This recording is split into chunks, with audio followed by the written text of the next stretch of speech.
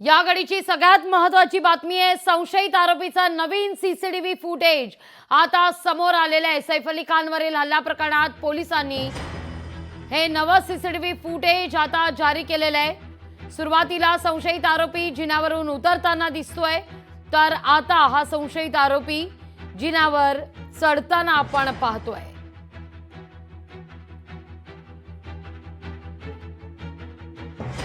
आणखी एक CCTV footage आता या सगळ्या प्रकरणी समोर येताना दिसतंय। सैफ अली खानवर मध्यरात्री 2 वाजता हल्ला करण्यात आलेला होता। ज्या क्षणी ही व्यक्ती जिन्यावरून चढतेय त्यावेळी चेहरा हा पूर्णतः कपड्याने झाकलेला आहे। दबक्या पावलानं ही व्यक्ती जिन्यावरून चढताना दिसतेय।